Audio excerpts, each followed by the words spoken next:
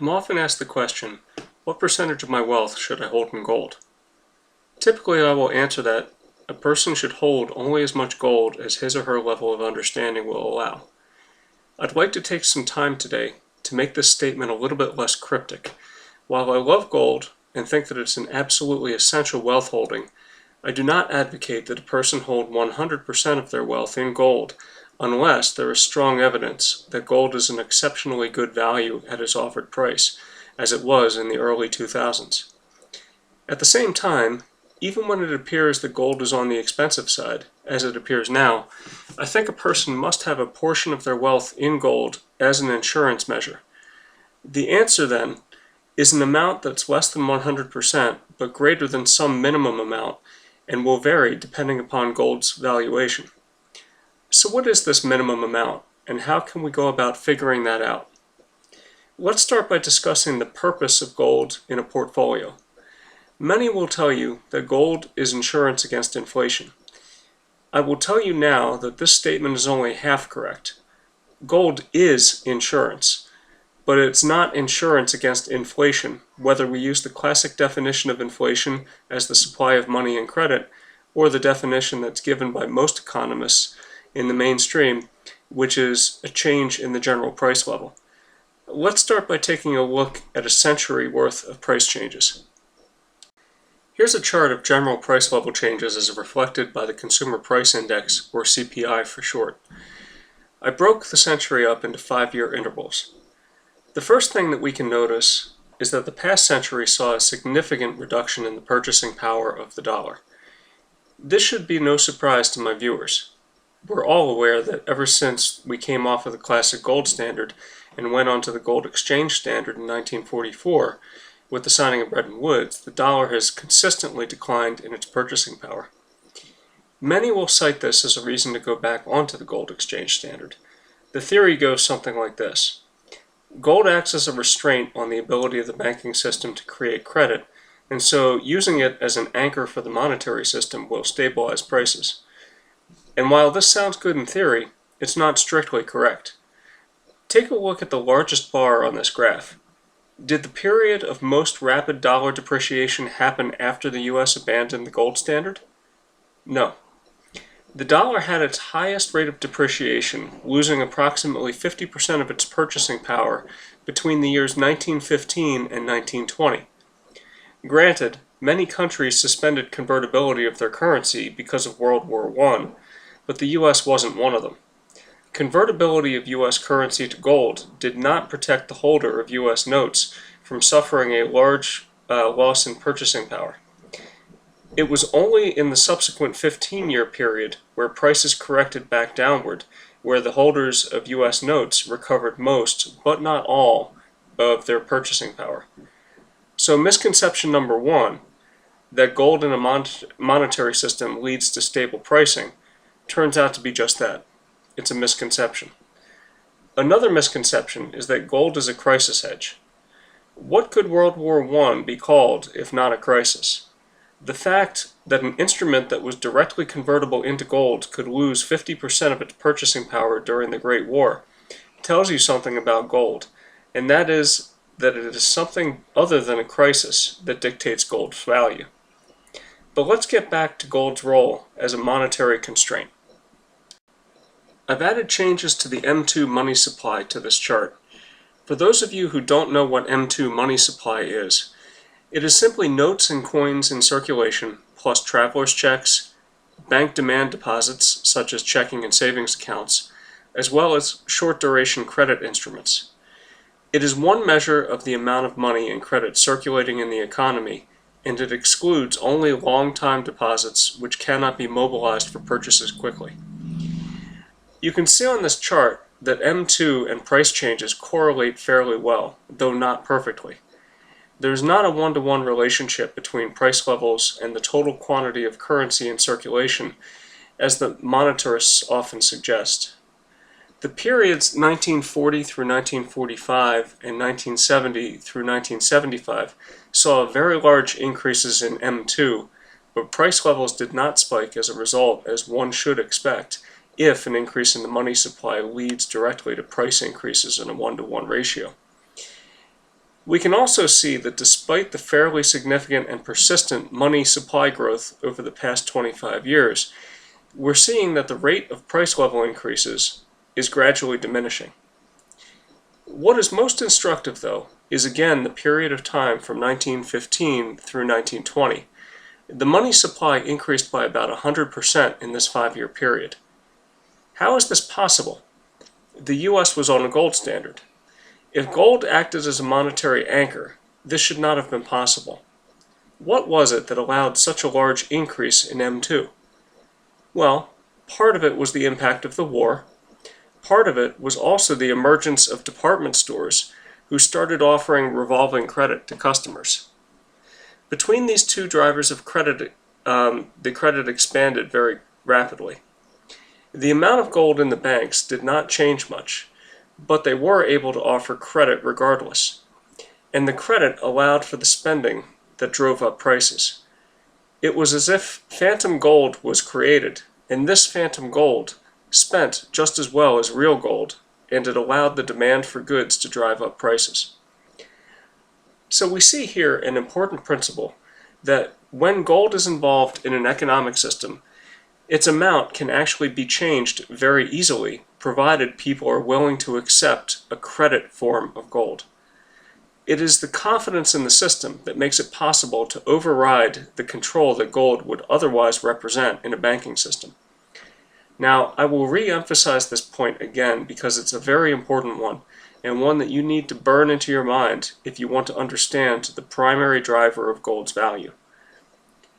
This is a very hard concept to wrap your mind around, but one that's well worth struggling with. People are the primary creators of credit.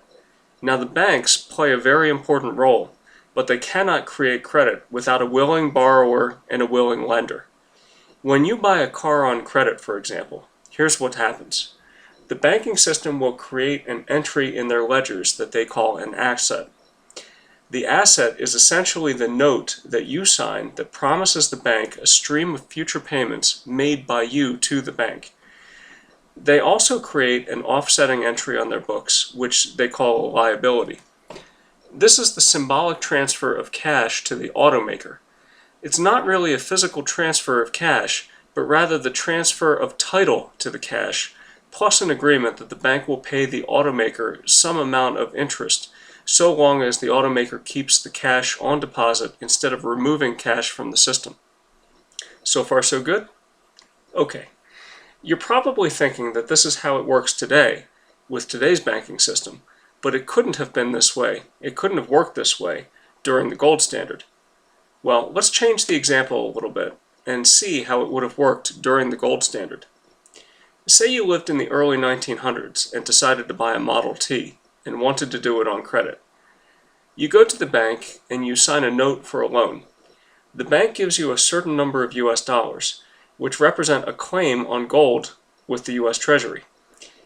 This reduces the number of US dollars that they have available to lend, but since they are well capitalized, they are able to make this loan. Now, this bank has an asset on their books, which is your obligation to pay them in the future. But what about the liability? Well, we'll get to that in a moment. For now, the asset they put on their books was offset by reducing their current account. They parted with US dollars, and so the net effect on their balance sheet is zero. The asset, your note, is a positive, and the dollars that they parted with just decreases their balance sheet on the asset side. Now you take these notes to the car dealership and hand them over in exchange for the car. The dealership deposits the notes into their account at the bank. This creates a liability for the bank. They record the fact that they will owe the dealership their dollars when demanded, plus some amount of interest during the period of time when the currency remains on deposit. They also note on their books that their assets have now just increased by the amount of dollars placed on deposit. The net effect is no change to their balance sheet. Notice that gold did not even have to move. Everything was accomplished with the transfer of obligations, not the transfer of gold. Once again, I will say this. Everything was accomplished with the transfer of obligations, not the transfer of gold. And this was true even during the days of the gold standard. Now, it's important to note that during the gold standard, gold almost did take the entire system down when confidence was lost and gold was withdrawn. But so long as there was confidence in the credit, the people who borrowed and lent the money were more than happy to create spendable, phantom gold when it suited their interests. It is the loss of confidence that threatens the monetary system, whether the monetary system is gold-based or not. So here's the principle. It is people and their act of borrowing and lending that affects the supply of money. It doesn't matter if gold is a part of the money system or not.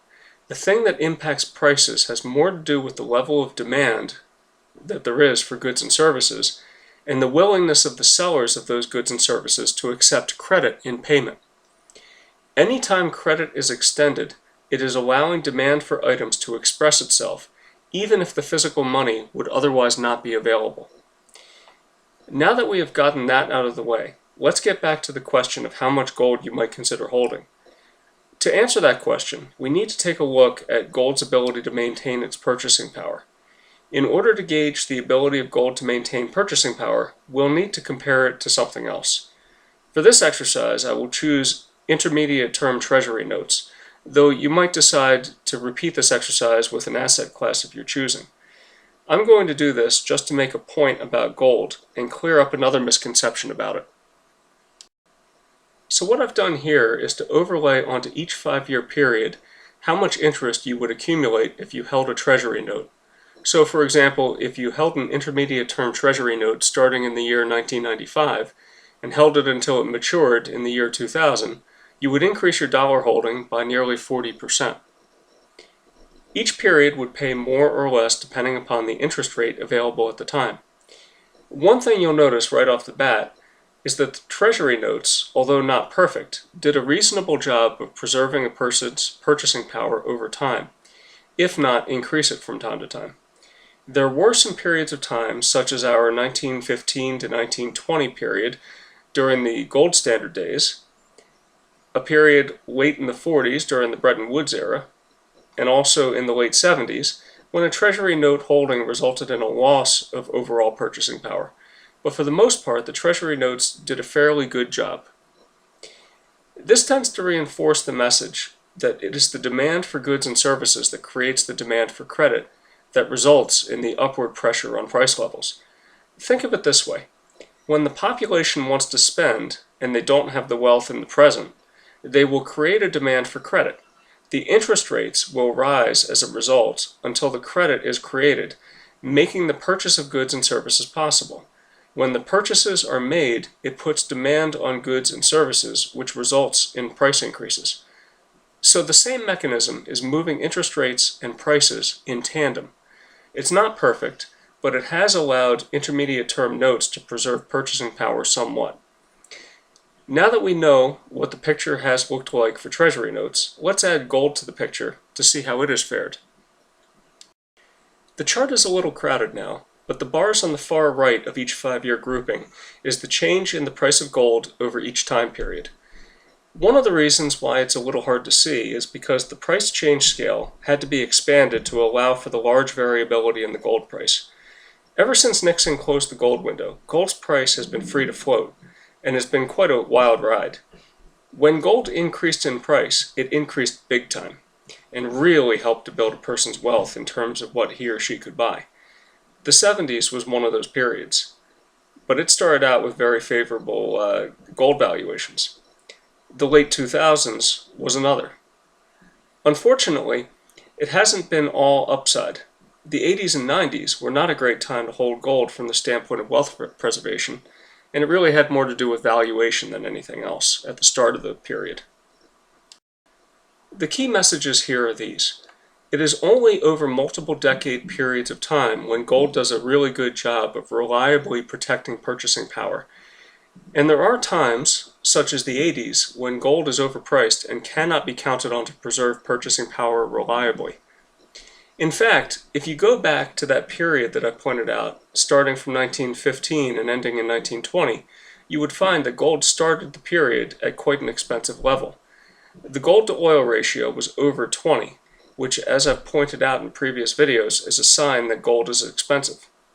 So on the surface, just looking at the data, it might appear that a person would be better off just buying and holding Treasury notes. But that would be the wrong message too. There is a risk that is latent in the system, and that is one that I've alluded to already, and that is the potential for confidence in the system to be lost. And this is where gold shines. When viewed as insurance, the wealth reserve of last resort, one can get a clear picture of gold and its role in your wealth building strategy. One should hold a certain minimum amount of gold, regardless of price, to protect against the event of a complete washout in confidence in the paper system. The amount of gold held should never fall below this level.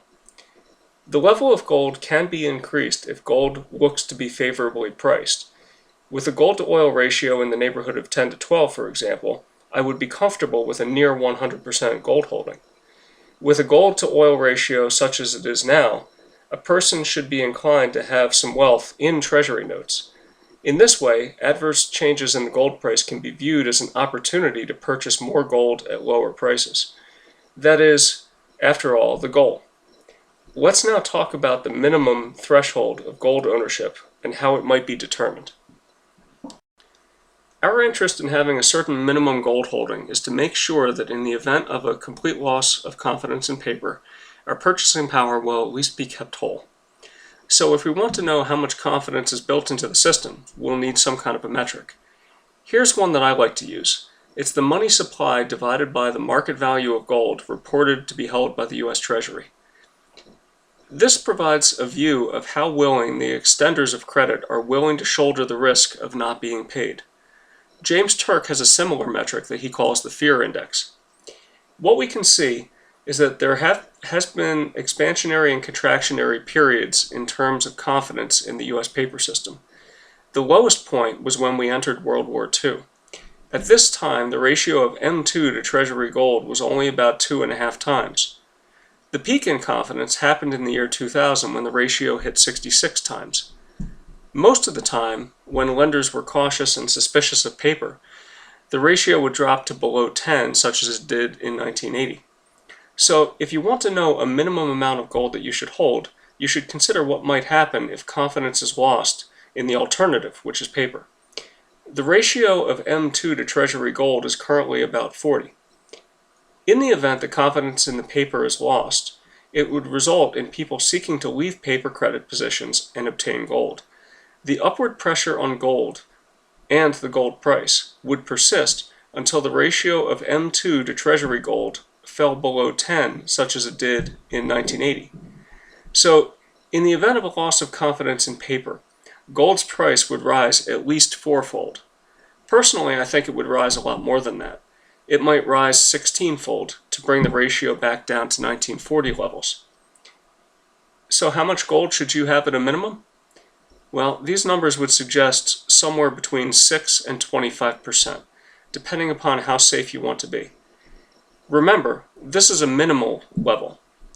The amount should be increased if you feel that gold offers a compelling value. Again, the appropriate allocation to gold is dependent upon your level of understanding. I hope this helps. Please feel free to post questions and have conversations in the comments section.